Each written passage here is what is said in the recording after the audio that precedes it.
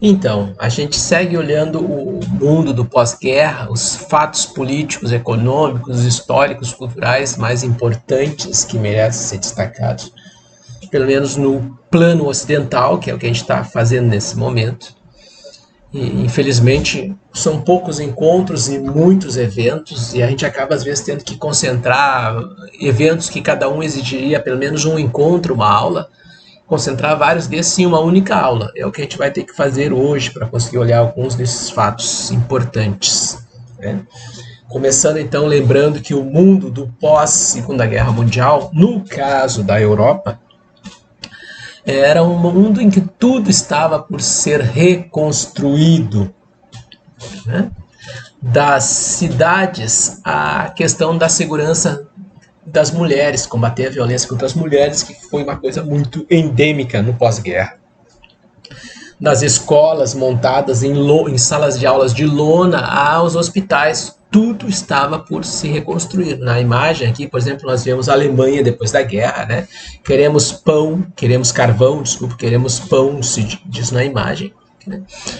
E entre as respostas que os estados europeus vão dar para essa situação no pós-guerra, estava, entre outras, a extensão das políticas sociais, saúde, educação, saúde bucal, né, que é um campo específico, estender direitos sociais como uma forma de responder a essa necessidade de reconstrução. Uma outra resposta efetiva também vai ser a aposta na unificação da Europa, né? Uma Europa unida, né? Uma Europa unida em busca da paz, né? Ou mais precisamente, se a gente fosse ver essa tradução, uma Europa unida, né? É uma promessa de paz. Então, os países europeus também vão se engajar nessa tentativa de unificação. Entre os anos 50 e 70 também, que é quando nós estamos vendo a emergência dessa nova cultura que toma conta das ruas, a cultura juvenil, a cultura dos jovens, nós também vamos ter a queda das ditaduras de Portugal, Espanha e da Grécia. Lembrando que se a Grécia é uma ditadura militar de extrema-direita, Portugal e Espanha são ditaduras fascistas que estão, né, no poder desde os anos 30. Né? Portugal pode ser considerado, inclusive, até antes, já que o golpe militar que instala a ditadura em Portugal é em 1936 e depois o país vai caminhar nos anos 30 para o fascismo. Esse aqui é um filme, por exemplo, dos anos 90, um filme francês que vai retratar essa questão das ditaduras, né? Para não esquecer, né, a marca, o traço dessas ditaduras, né? Com Portugal, com Salazar, a Espanha com Franco, né? E a ditadura dos coronéis na Grécia, por exemplo. Então, esse ambiente do pós-guerra é um ambiente de profundos conflitos. A Europa está cindida entre os projetos mais conservadores, que também estão conduzindo à unificação e estendendo direitos sociais, embora no campo político sejam marcados pela Guerra Fria, e uma cultura de rua, uma cultura juvenil que busca, né, um espaço. Né? São os anos, né, em que a juventude se torna protagonista, como a gente já discutiu em outro encontro, quando a gente olhou, inclusive, essa linguagem, essa cultura que vai se encontrar com os processos culturais, sociais que estavam surgindo, com a questão do rock and roll, com as manifestações, com o movimento beat, está se formando uma massa, um caldo nas ruas, que é, né, representado pela juventude. A juventude é a vanguarda agora. A ideia de vanguarda, aqueles que vão à frente, aqueles que puxam os outros, aqueles que estão no comando, que estão conduzindo, né? A juventude agora é a vanguarda da mobilização. Era isso que prometia. E eles vão ampliar em muito as pautas políticas. É uma pauta agora anti-guerra, uma pauta, por exemplo, aqui como é retratado, antinuclear, uma pauta contra o racismo, uma pauta feminista, uma pauta pela inclusão, uma pauta contra o sexismo, contra a homofobia, né? Uma pauta pela cultura. A questão nuclear, por exemplo, é algo que vai marcar muito, vai afetar muito os europeus e que vai ter os jovens como protagonistas dessa questão, né? O mundo viveu a ameaça da guerra nuclear entre as grandes potências.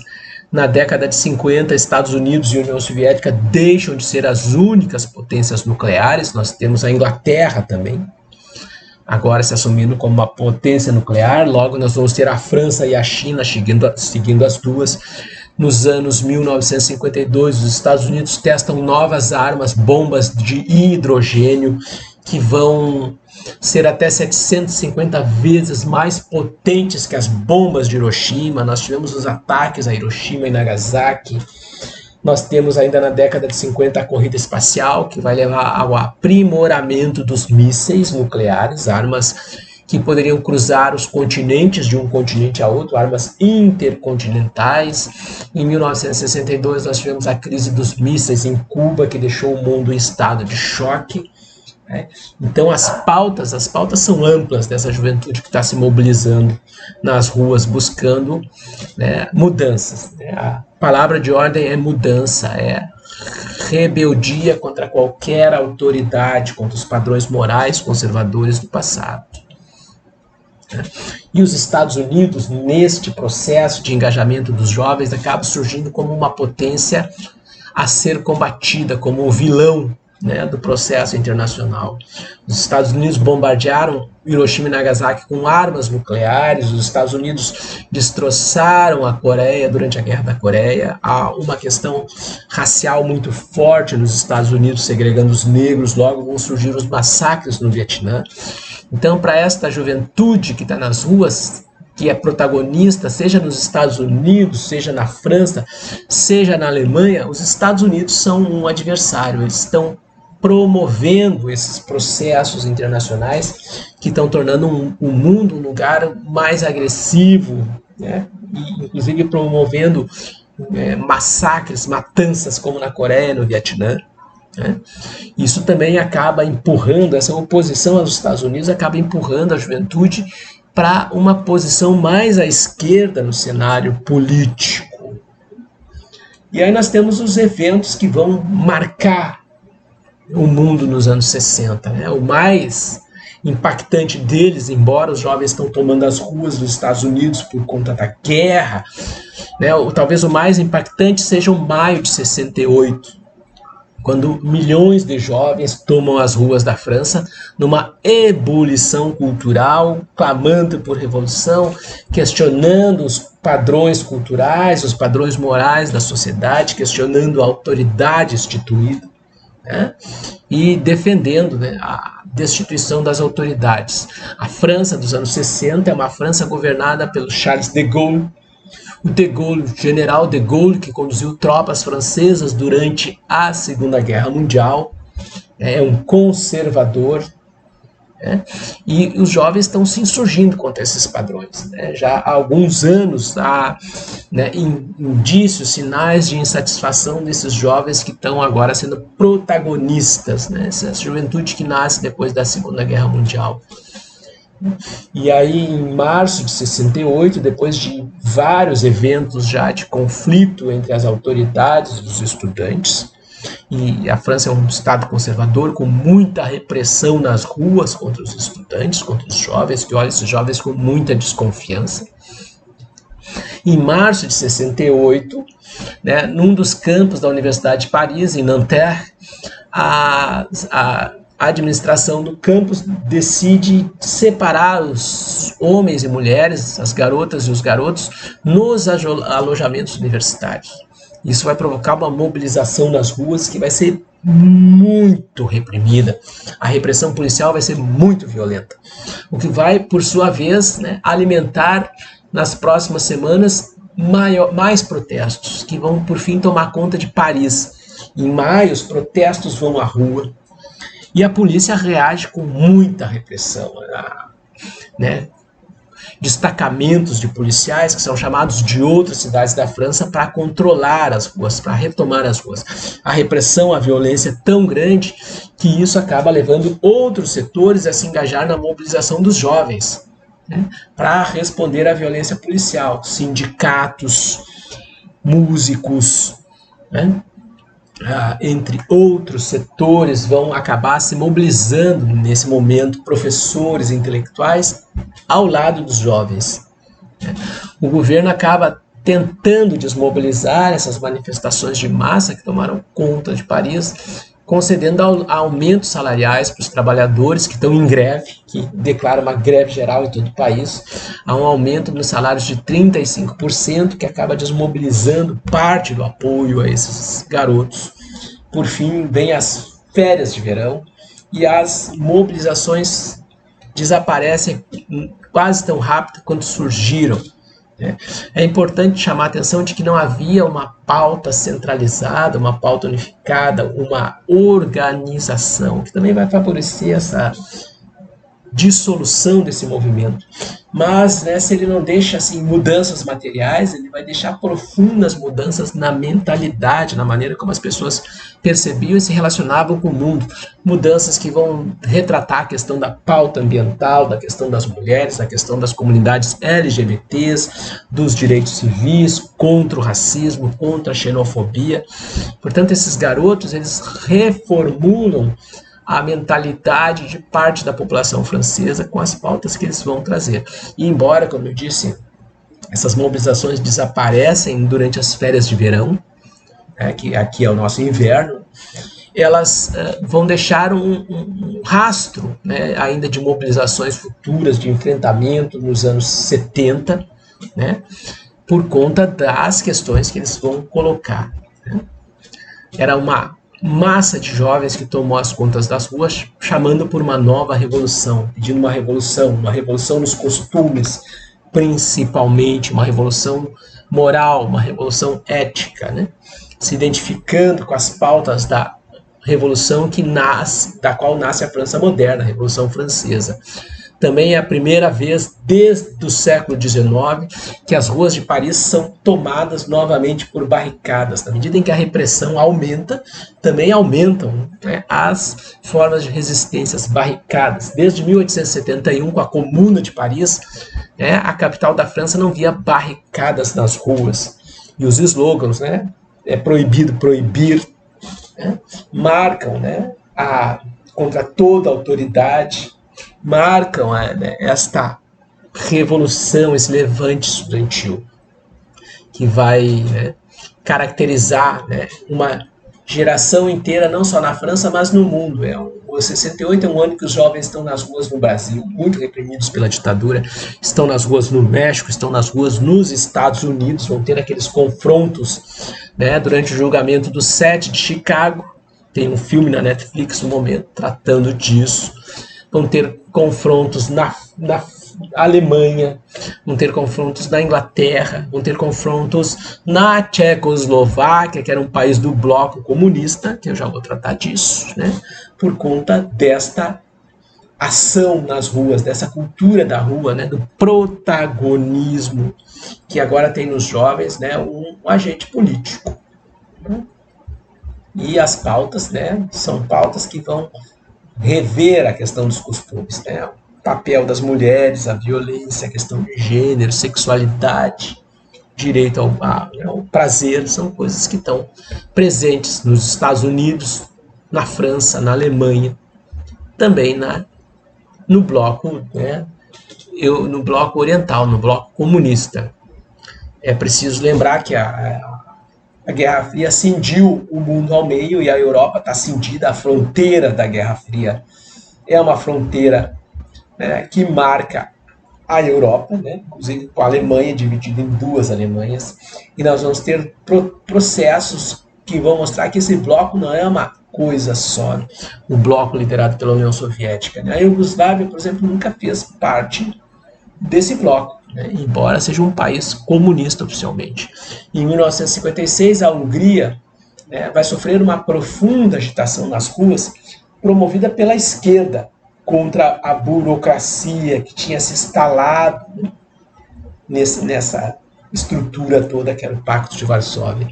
Uma burocracia formada por agentes de Estado que vão se acomodar e vão se tornar uma nova elite interna, e que vão se fortalecer na luta contra a Alemanha, como burocracia e também vão se fortalecer por conta da Guerra Fria. Os Estados Unidos acabam, né, ao transformar os soviéticos em inimigos, né, no terreno internacional, vão acabar fortalecendo, justificando a ação dessa burocracia. Né? Mas não há unidade. Então, na Hungria, em 56, há um levante que vai colocar nas ruas jovens, né, vai colocar na rua intelectuais, e logo os soldados vão aderir a esses protestos de rua, querendo, né, mais liberdade. Eles não são antissocialistas, eles não são capitalistas. Ao contrário, era uma revolução, né, que tinha a esquerda como protagonista, uma esquerda jovem, uma esquerda juvenil. E os soldados vão acabar aderindo a essas pautas, o que vai obrigar o bloco de Varsóvia, o bloco liderado pela União Soviética, a uma intervenção militar na Hungria para submeter o país de novo aos interesses de todo o bloco. Nos anos 60, a Tchecoslováquia vai ser protagonista também desse processo. É importante frisar que a morte do Stalin em 53 vai acabar favorecendo muito isso. Aqui é uma foto da Primavera de Praga, já vou tratar disso, mas a morte do Stalin em 53 acaba, né, favorecendo as distensões dentro do bloco. O Stalin tinha uma paranoia, né, por controle, uma paranoia por, né, manter o poder, e ele acaba reprimindo muito os países do bloco, as populações do bloco, e com a morte dele há um distensionamento, que inclusive vai favorecer lá que a Hungria comece a buscar um caminho próprio, uma autonomia. Em 55, depois de uma série de disputas internas, o Khrushchev assume o comando da União Soviética. O Khrushchev, que é um herói de guerra de Stalingrado, e que é um moderado, né, que vai tentar administrar os interesses dos reformadores e dos conservadores, da chamada linha dura. O Khrushchev, que vai denunciar os crimes do stalinismo, e o Khrushchev, que mais tarde vai fazer uma aliança com Cuba, quando a União Soviética se envolve na crise dos mísseis cubanos, o que no primeiro momento foi uma jogada audaciosa, mas que depois, com a necessidade de recuar diante de uma possível guerra nuclear com os Estados Unidos, levou o Khrushchev a ser destituído em 64. Tanto Kennedy quanto o Khrushchev, que acabam, né, mergulhando o mundo na crise dos mísseis e encontrando uma solução política para ela, não sobrevivem, né, física ou politicamente ao pós-crise dos mísseis. O Kennedy é assassinado em 63 e o Khrushchev acaba sendo afastado pela linha dura em 64, sendo substituído pelo Leonid Brezhnev. O Brezhnev é um conservador, um cara ligado à linha dura, um cara ligado à burocracia e aos militares, aos grupos de inteligência, isso é a KGB, a espionagem internacional, e ele acaba, né, ficando no poder entre 64 e 82, porque é um líder que vai se adequar aos interesses de uma burocracia que tem uma paranoia pelo controle, que teme perder o controle dos processos e, por conta disso, perder o controle, né, do bloco. Foi por isso que vão intervir na Hungria, por exemplo, pelo medo da perda do controle. Há uma paranoia pelo controle nessa burocracia de Estado que mantém o poder e que administra o bloco soviético. No entanto, na Tchecoslováquia, em 68, o Dubček, Alexandre Dubček, é escolhido para ser o primeiro-ministro, o líder político da Tchecoslováquia. O Dubček é um reformista, ele tem uma agenda de reformas para a Tchecoslováquia. Importante destacar que a Tchecoslováquia já vai ter um processo político todo diferenciado de uma parte expressiva dos países do bloco europeu. Uma parte expressiva desses países do bloco europeu, eles foram países que tinham sido ocupados pela Alemanha ou que colaboraram com a Alemanha e vão ser, né, comunizados pelas tropas soviéticas depois da guerra. Não é o caso nem da Iugoslávia, que vai ter um caminho próprio para chegar ao comunismo, ao socialismo, durante a guerra, lutando contra os alemães. Também não é o caso da Tchecoslováquia. A Tchecoslováquia, né, os comunistas chegam no poder por vias democráticas em 47. Há uma opção da população, né, uma vitória esmagadora dos comunistas, né, nas eleições de 47. Portanto, a Tchecoslováquia já tem uma tradição diferenciada, eles têm uma ideia, né, de esquerda, eles optam por uma sociedade à esquerda, né, e não são uma sociedade minada, consumida por aquela burocracia que administra o Estado soviético, principalmente. Né.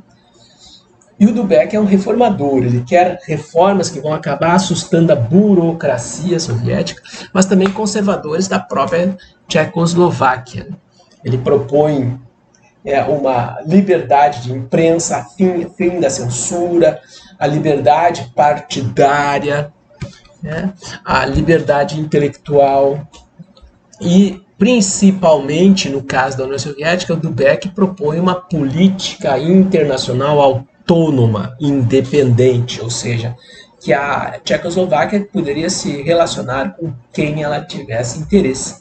Foi por conta disso, principalmente, que os Estados Unidos vão remover, por exemplo, o João Goulart aqui no Brasil, em 64, quando o Jango vai buscar uma política internacional autônoma, tendo inclusive votado contra a suspensão de Cuba da OEA, né, durante a votação que os Estados Unidos vão impor a expulsão de Cuba da OEA.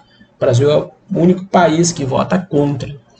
E o Jango, por conta esse atrevimento dessa política autônoma no campo internacional, é afastado.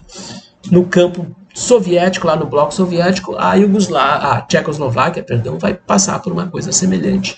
E aí o Dubček, né, tem essa plataforma. O projeto dele de autonomia internacional, na política internacional, assusta os soviéticos, e a ideia dele de liberação, né, da censura, da liberdade de expressão, assusta os conservadores da própria Tchecoslováquia. Aí se forma uma aliança interna e externa contra ele. Os jovens vão às ruas, né, em manifestações de massa, é a década dos jovens, né, vão às ruas em manifestações de massa defender esse socialismo com cara humanizada, com uma face humana, com liberdade, um socialismo com liberdade, que é o que a Tchecoslováquia está prometendo. A linha dura começa a pressionar o Brezhnev e finalmente em agosto de 68, né, o Dubček tinha apresentado o pacote de reforma deles em abril de 68, em agosto de 68, as tropas do bloco de Varsóvia, comandadas pela União Soviética, invadem a Tchecoslováquia e impõem, né, o afastamento do Dubček e o enquadramento do país, né, aos interesses do bloco. Que nós temos foto das tropas entrando, né, são milhares de soldados entrando na capital, em Praga. Esse processo vai ser conhecido como a Primavera de Praga, entrando em Praga e submetendo, né, a sociedade tchecoslováquia, né, à ordem dos interesses da burocracia soviética. Aqui o desespero de um garoto na rua, né, se colocando contra os tanques, né? E, né, assim como no Brasil, na França, nos Estados Unidos, na Alemanha, né, a ação dos jovens na Tchecoslováquia acaba sendo, né, inibida pela repressão. Né? A repressão é um fato característico para conter essa geração que está nas ruas. Um outro episódio importante que a gente precisa deter a atenção brevemente também, que vai pautar esse período, é a questão da Irlanda. A questão irlandesa. A Irlanda, né, vai ser anexada pela força pela Inglaterra, pelos ingleses, ao longo do século XII, e vai ser mantida subjugada por questões de interesses econômicos. A Irlanda é explorada economicamente pelos ingleses, né? Submetida a impostos, a pagamento, entrega de produção agrícola, a pagamento de indenizações, né? É uma dominação inglesa. A Inglaterra, né, se impõe pela violência contra os irlandeses, dominando a região.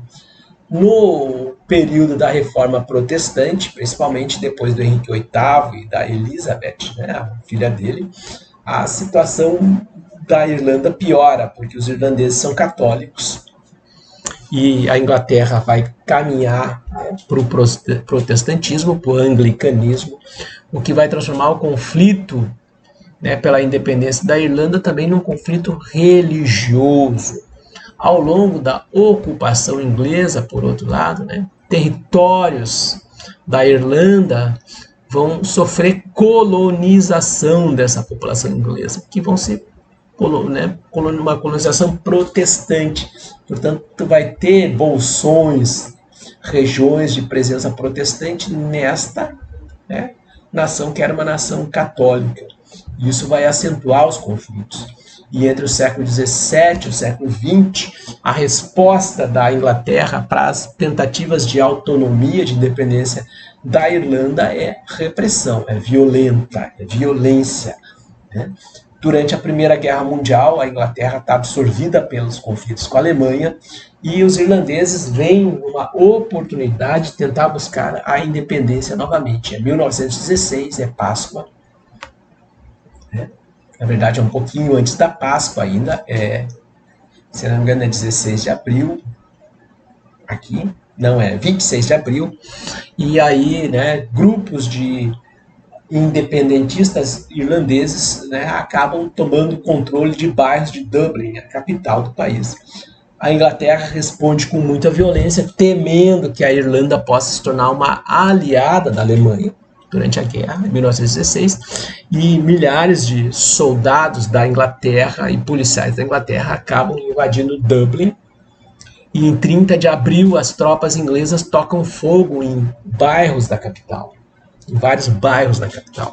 Entre 500 e 1.000 pessoas, pelo menos, vão morrer nesse episódio de repressão e por conta dos incêndios, e o controle da Irlanda é garantido. Mas a partir de 1919, uma organização armada começa a enfrentar a Inglaterra, o IRA, o Exército Republicano Irlandês, e a Irlanda vai ver uma guerra civil contra a Inglaterra.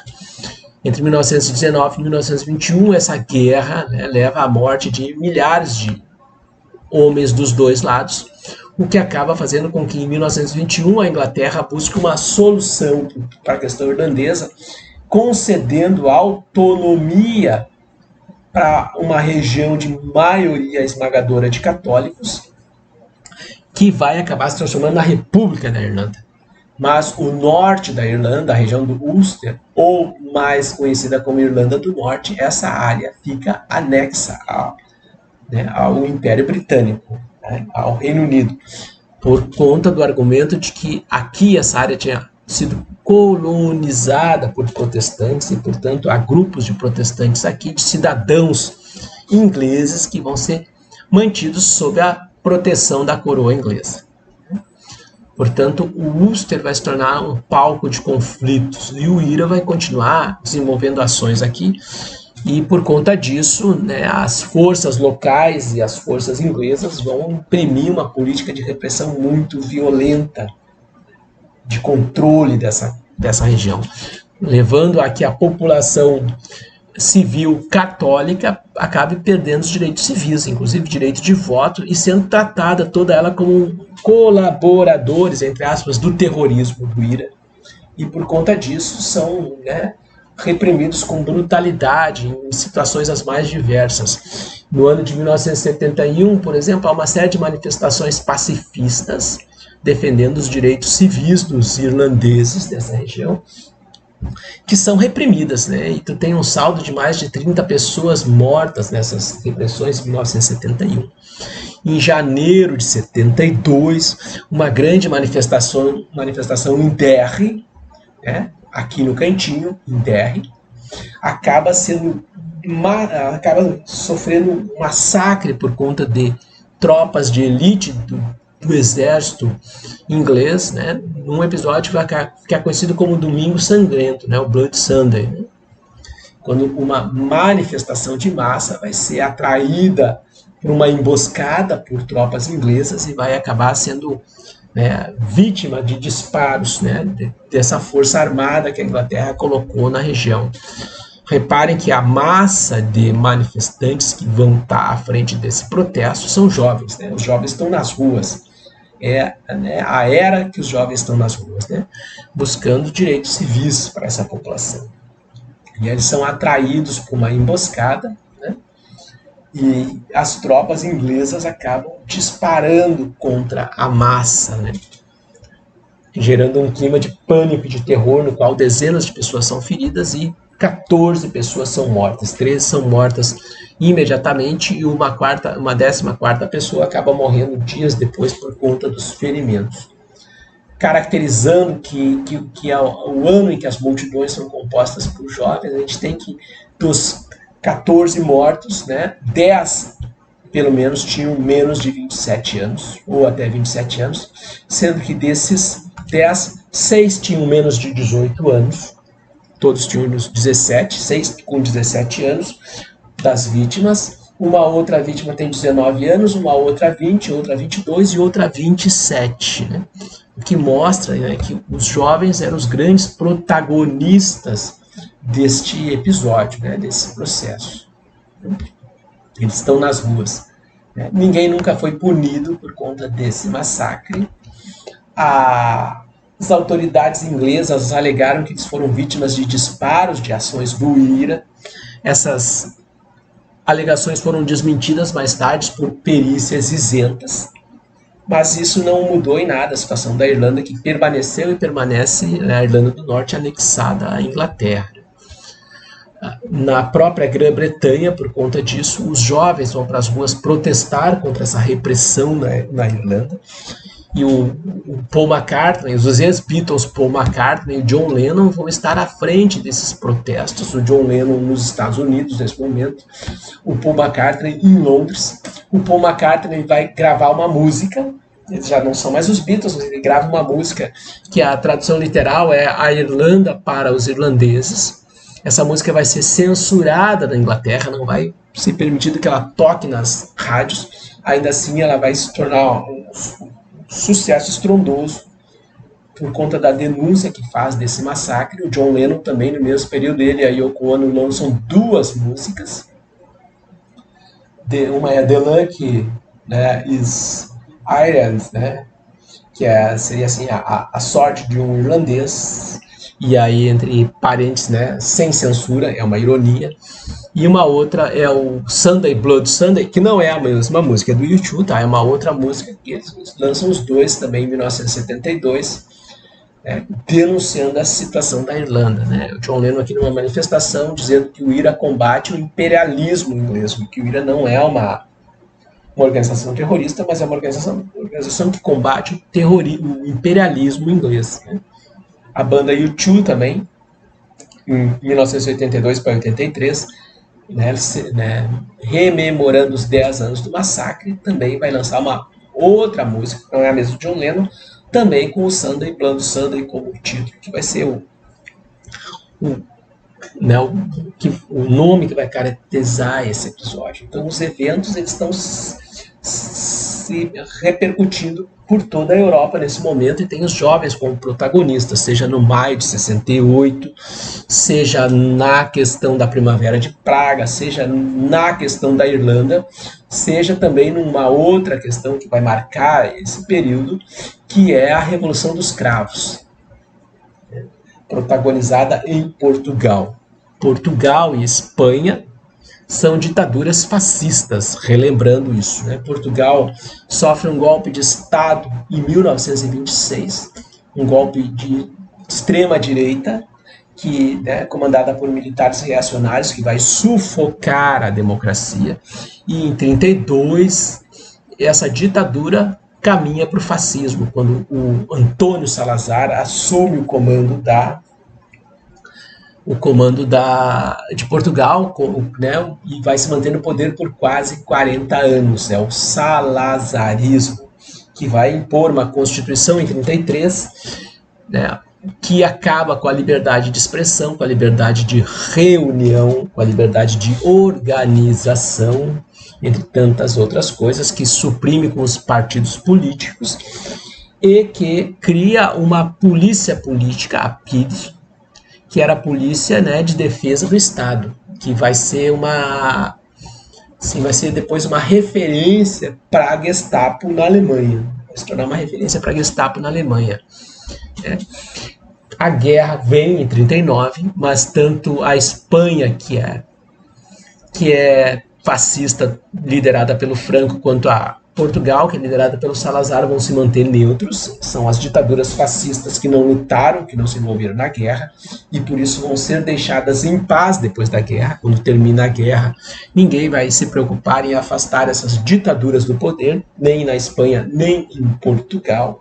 Ditaduras que mataram centenas de milhares de pessoas, né? Em 61, a luta pela independência dos países africanos e asiáticos faz com que as colônias portuguesas na África busquem independência. A resposta do fascismo português é repressão, violência.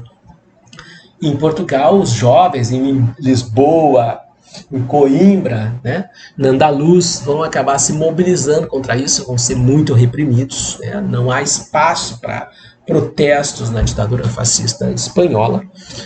E portuguesa, desculpa, mas na espanhola também, portuguesa, e a ideia de Portugal é reprimir as manifestações de independência na África com brutalidade, com muita brutalidade.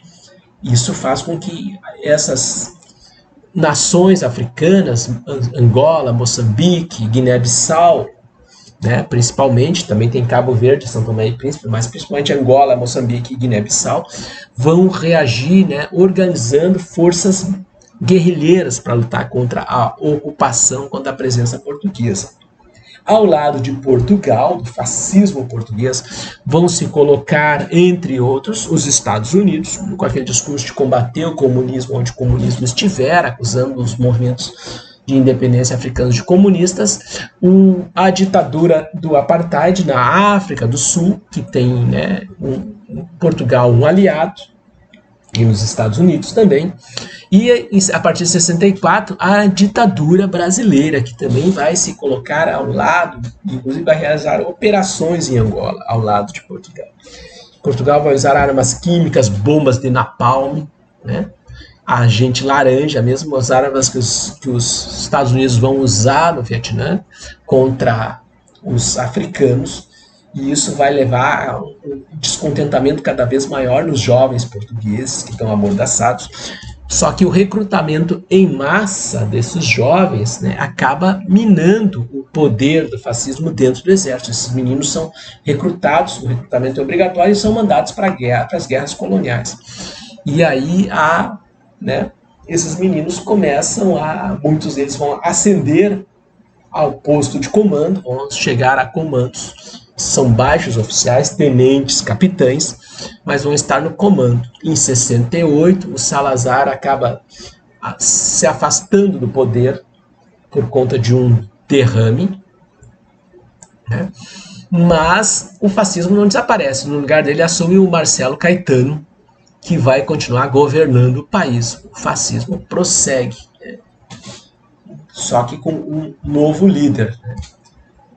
Tanto Portugal quanto Espanha vão se mantendo fascistas ainda. Na Espanha, por exemplo, o fascismo só desaparece em 1975. Então não era só a Itália, né? Não era só a Alemanha, né? Portugal, Espanha também estão nesse campo aí, né?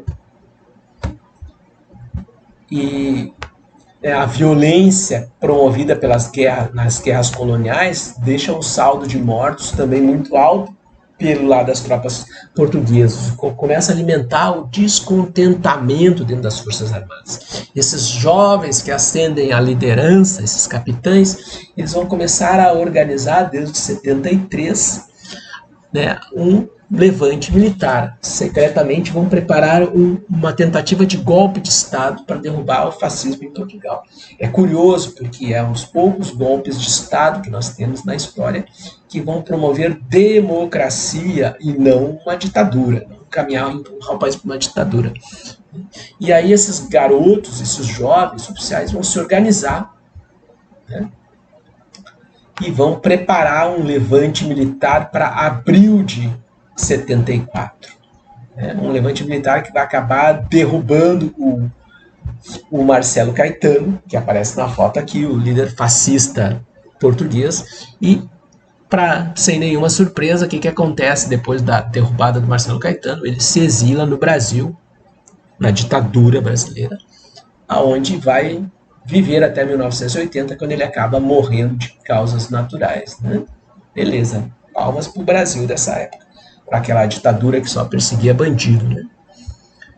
Em 24 de abril de 74, várias unidades militares comandadas por esses jovens oficiais, os capitães de abril, como vão ficar conhecidos, preparam um levante militar.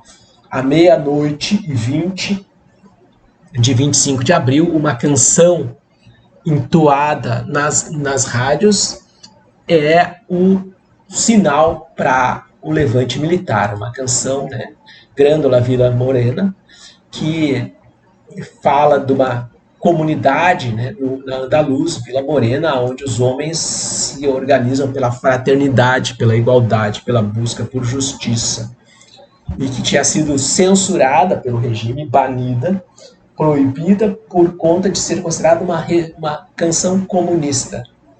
Portanto, ela não tocava nas rádios. Aí, de repente, à meia-noite e 20, as pessoas começaram, que estavam com o rádio ligado, começaram a ouvir a música tocando nas rádios. Em algumas rádios que já tinham sido tomadas pelos rebeldes, era a senha para uma ação simultânea em várias partes do país, que tomou de assalto as unidades militares, prendendo os comandantes reacionários e também os próprios ministros do governo, entre eles o próprio Marcelo Caetano.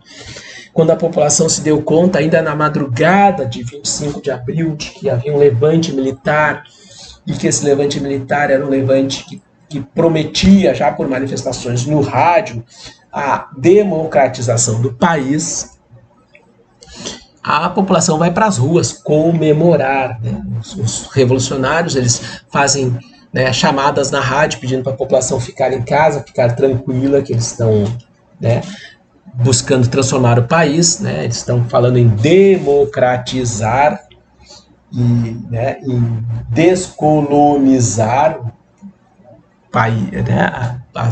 As palavras-chave são democratizar e descolonizar, né? E aí, ainda na madrugada, as multidões tomam as ruas saudando as tropas, né? E distribuem cravos, que é uma flor que é um símbolo de Portugal. Distribuem cravos vermelhos para esses soldados, e eles vão acabar colocando nas pontas dos fuzis, porque foi uma revolução que aconteceu quase sem disparos, por conta da agilidade com que ela acontece. E aí as armas são decoradas com os cravos, que vai acabar dando um nome para esse episódio, a Revolução dos Cravos. 6 pessoas morrem nesse episódio, sendo que 5 foram mortos, são civis que foram mortos por agentes da repressão, por aquela polícia política, a PIDE, que vai acabar disparando contra manifestantes. O 6º, agora eu não lembro, confesso para vocês a situação específica, mas das 6 vítimas, 5 foram mortos pela repressão. As tropas que tomam o poder quase não realizam disparos, né? Porque a ação foi muito rápida, surpreendente, e contou com a adesão maciça dos comandados desses jovens oficiais. E aí, em 1975, 25 de abril de 75, um ano depois do Levante, Portugal realiza as primeiras eleições diretas olhem bem, desde 1920, antes de 1926, pelo menos, né, que o país tinha mergulhado em ditadura, em 50 anos ou mais, né, porque tem que ver quando é que foi a última eleição, antes de 1926, né. Mas, enfim, né, e aí, com isso, nós temos, né, uma rebelião liderada por representantes dessa geração dos anos 60, que vai, né, derrubar a ditadura em Portugal, né? Aqui uma manifestação alusiva ao feriado nacional de 25 de abril, Fascismo Nunca Mais, né? Que celebra isso. Nós vamos continuar vendo na semana que vem, né, vão ter um novo encontro para continuar discutindo os fatos desse período. Há outros fatos, a gente precisa falar também da Espanha, precisa falar da Alemanha, não dá para esquecer essas questões importantes, entender como é que estava acontecendo isso, né? Mas hoje a gente olhou, né, alguns episódios que vão ser decorrentes desse protagonismo dessa geração que está nas ruas, né? Olhando com interesse para a questão do maio de 68 francês, para a questão da primavera dos povos, né? Desculpa, a primavera de Praga, para a questão irlandesa, para a Revolução dos Cravos em Portugal, em 74, que todos têm como pano de fundo, como conteúdo político, cultural e social, né, essa geração que está nas ruas a partir principalmente dos anos 60, certo, pessoal?